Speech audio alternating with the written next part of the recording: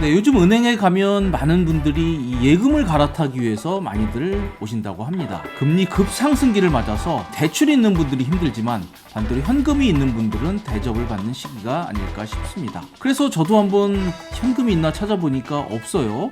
그런데 가만히 생각해 보니까 없지 않습니다. 바로 내 집 마련의 꿈을 키우기 위해서 다달이 부어왔던 청약저축이 바로 제가 가진 현금이라는 생각이 딱 들더라고요. 최근 금리 급등기를 맞아서 이 청약저축 해지를 생각하는 분들이 적지 않다고 합니다. 과연 청약저축 해지가 이 시점에서 바람직한 건지 오늘 그 문제에 대해서 한번 집중적으로 알아보는 시간을 갖도록 하겠습니다.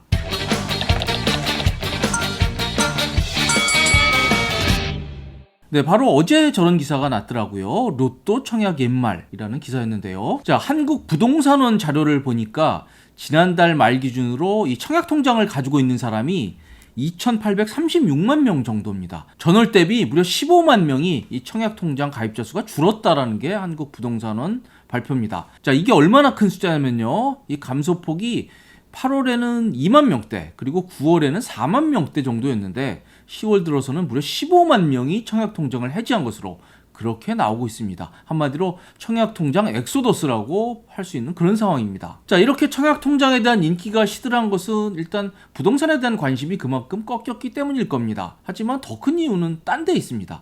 바로 금리 때문에 그렇습니다. 자, 이게 최근에 이 주요 시중은행들 예적금 금리를 정리한 건데요. 와, 대단합니다. 이 정기예금액 같은 경우에는 연 5%를 이제 곧 넘길 기세고요. 정기 적금의 경우에는 연 6%를 넘길 기세입니다. 그리고 이건 일반적인 경우고요. 이 각 은행이나 저축은행들 이 특판 상품을 보면 실제로 뭐 정기예금도 7% 뭐 이렇게 되는 상품도 제법 나오고 있는 상황입니다. 그리고 저한테도 이 문자가 오던데요. 이 증권사에서 오는 거 보면은 이 특판 RP 같은 경우에 뭐 30일만 맡겨도 연 뭐 4.5% 이렇게 금리를 준다는 광고들이 오고 있습니다. 한마디로 이 현금을 가진 분들은 이 대접을 받고 있는 그런 상황이 온 것입니다. 그리고 이런 금리는 앞으로도 당분간 더 오를 것이라고 하니까 이렇게 이 현금이 점점 더 귀해지는 시대가 오고 있습니다.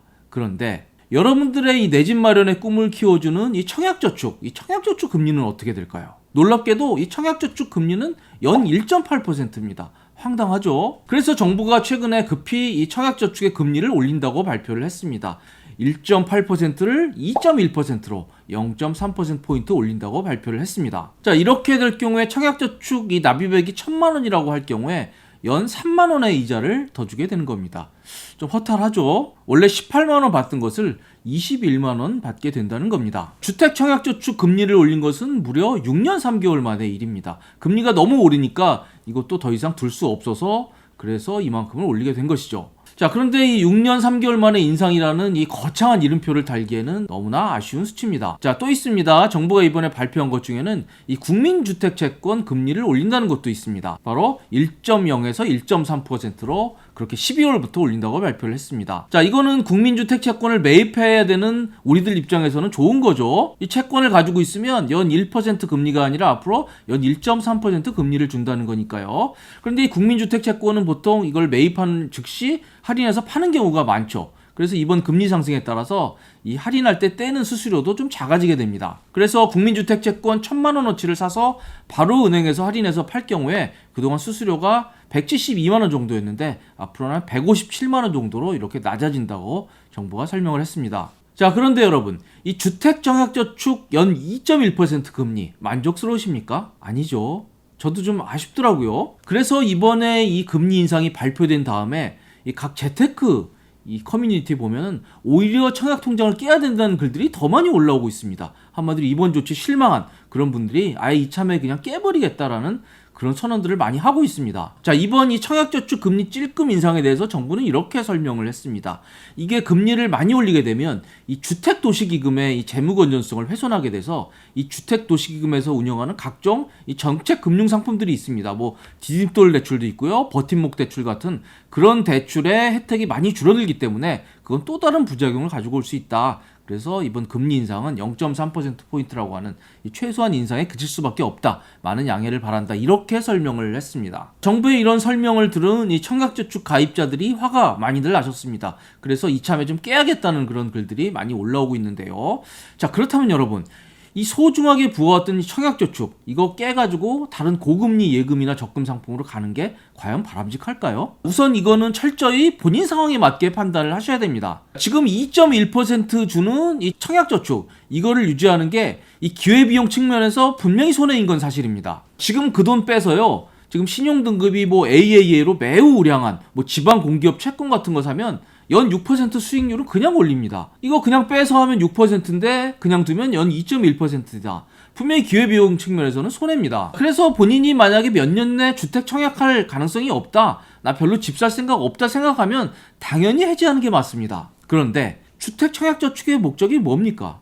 바로 내 집 마련의 꿈입니다. 자, 이게 최근 신문 기사인데요. 고덕, 강일, 고양 창릉 노려라. 주변 시세 70에서 80% 분양. 바로 이 공공택지 사전 청약에 대한 안내 기사입니다. 주변 시세의 뭐 70% 정도로 굉장히 싸게 그렇게 분양을 한다는 겁니다. 자, 이렇게 싸게 분양하는 이 공공택지의 사전 분양은요, 이 문재인 정부 때부터 시작이 돼서 앞으로 계속 분양이 이어질 수밖에 없습니다. 그런데 이 청약저축 깨버리면 이런 게 어려워집니다. 국민주택이건 민영주택이건 이 청약에 도전해보려고 하면요, 우선 청약통장이 있어야 되고요, 청약통장이 있는 것만 가지고 되지 않고 1순위가 돼야 그나마 확률이 좀 생깁니다. 자, 이게 국민주택 청약 1순위 자격에 대한 기준인데요. 투기과열지구나 조정대상지역 같은 이런 규제지역에서 국민주택 청약 1순위가 되려면요, 이 가입기간이 2년이 돼야 되고 납입횟수는 24회를 채워야 됩니다. 물론 요즘에는 이 규제지역이 속속 풀리는 경향이긴 하죠. 그렇다 해도 수도권은 1년, 그리고 비수도권은 6개월 동안 가입을 해야 되고, 역시 납입 횟수에 또 기준들이 있습니다. 그래서 만약에 본인이 청약저축을 깬다고 하면 그건 자유지만 후에 청약을 할 때 본인이 반드시 이 정도 기간을 기다려야 1순위가 된다는 사실을 알고 깨셔야 됩니다.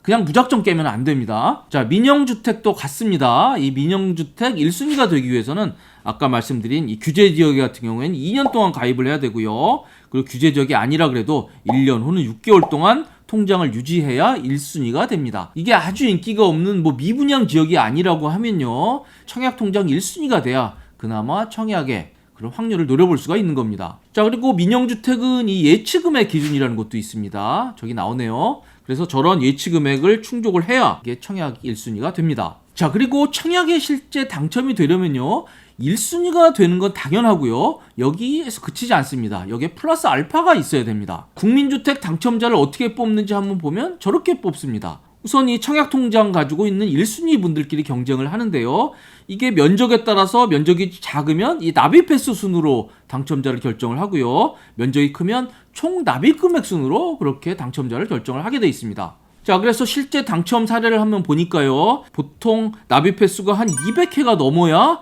당첨이 되고 있습니다. 그리고 조금 인기가 없다 하더라도 한 150회가 넘어야 당첨이 되고 있습니다. 그리고 납입 금액 순으로는요, 보통 1,500만 원에서 한 2천만 원을 넘겨야 이 국민주택에 당첨되고 있는 그런 상황입니다. 자, 청약통장이 보통 월 최소 2만 원에서 50만 원까지 보통 붙고 있는데요, 저 당첨 사례를 보면 일단 청약통장 깼다가 다시 가입할 경우에 상당한 시간이 있어야 청약에 당첨될 수 있다는 얘기가 됩니다. 결국 이렇게 소중히 부어왔던 통장을 깬다는 것은 이 본인이 쌓아온 그동안의 세월을 한 번에 무너뜨리는 그런 일이기 때문에, 물론 여러분 각자 판단하셔야 되지만 절대로 신중하게 판단하셔야 된다는 말씀을 분명히 드립니다. 자, 만약 청약저축 깬다 그러면 이 민영주택에서 이 추첨제 정도를 한번 기대해 보실 수는 있겠네요. 하지만 확률이 많이 떨어집니다. 그리고 추첨제는 그야말로 추첨입니다. 그렇다고 하면 좀 구체적으로 어떤 분은 깨도 되고 어떤 분은 절대로 깨면 안 되는지 우리 청약 전문가에게 한번 직접 얘기를 들어보도록 하겠습니다. 저희 채널에서도 출연하신 적 있죠. 이 청약 전문가 정지영 대표님하고 한번 통화를 해봤습니다. 먼저 청약홈에 들어가 보면 자신의 납부한 금액이 나오거든요. 그래서 거기서 납부한 금액 중에서 납입 인정 금액이라고 표시되는 게 있습니다. 그러니까 매달 10만 원씩 납입을 하게 되면 그게 인정 금액이 되거든요. 그래서 그 인정 금액이 조금 높다고 하면은 공공 분양을 할 수 있기 때문에 청약 통장을 깨지 않는 것이 좋고요. 금액이 어느 정도냐면 지금 같은 경우 공공 분양 같은 경우 서울 같은 경우에는 한 2천만 원 이상이 되면 네. 당첨권입니다. 그리고 지금 만약에 다주택자이기도 하고 당장 집이 필요 없고 5년 안에 청약 통장을 가지고 있다면 저는 그것도 깨도 된다고 생각을 합니다. 네.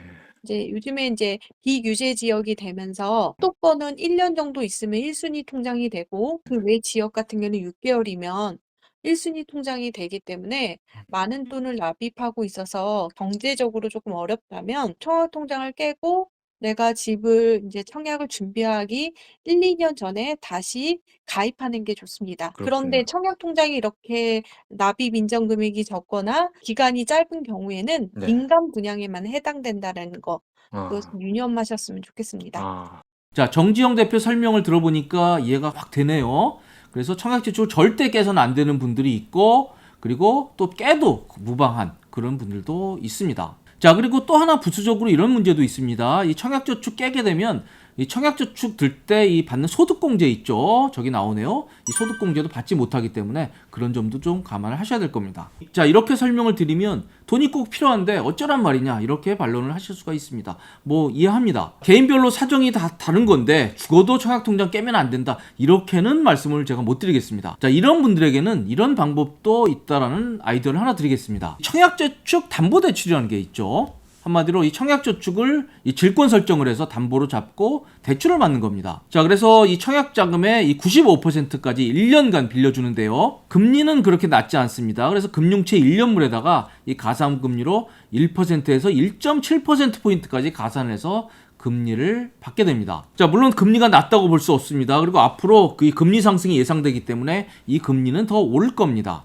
하지만 꼭 본인이 돈이 필요하고 특히 급전이 필요하다고 하면 이 청약저축 깨지 않고 이 청약저축을 이용해서 좀 유동성을 확보할 수 있는 그런 방법은 틀림없이 되기 때문에 한번 고려해 보시면 좋을 것 같습니다. 자, 하지만 이런저런 고려 끝에 결국 본인의 청약저축을 깨는 분들도 없지 않을 겁니다. 자, 이런 경우에 이 본인이 내 집 마련의 꿈을 포기하지 않았다 그러면 최대한 빠른 시간 내에 재가입하는 것을 권해드립니다. 자, 그렇다고 하면 이 재가입할 때는 어떻게 접근해야 되는 게 맞는지 이거 역시 정지영 대표에게 한번 설명을 들어봤습니다. 저 같은 경우에는 어떻게 하냐면 가입할 때 2만 원을 넣어 놓습니다. 네. 그리고 나서 내가 막상 인제 민간 분양을 청약을 한다면 입주자 모집 공고 전날 음. 그 납입 예치금을 한꺼번에 넣어 두라고 얘기를 아, 하거든요. 그렇군요. 그것을 인제 전략적으로 한다면 공공분양 같은 경우는 매달 10만 원씩이 좋은데 음. 그게 부담스럽다면 지금 당장 2만 원만 가입하고 네. 그리고 내가 인제 청약을 하기 직전에 예치금을 넣어서 청약을 하면 된다. 자, 이해가 잘 되시죠? 일단 꼭 깨야 되는 사람들은 뭐 깨라 하지만 반드시 재가입을 하고 이럴 경우에 월 2만 원씩은 반드시 불입을 하라는 그런 조언이 되겠습니다. 자, 저희는 지금까지 최근 인터넷 커뮤니티를 뜨겁게 달구고 있는 이 청약 통장 깨기 이슈에 대해서 살펴봤습니다. 지금까지 도움이 되셨다면 구독, 좋아요 부탁드리겠습니다. 시청해주셔서 감사드립니다.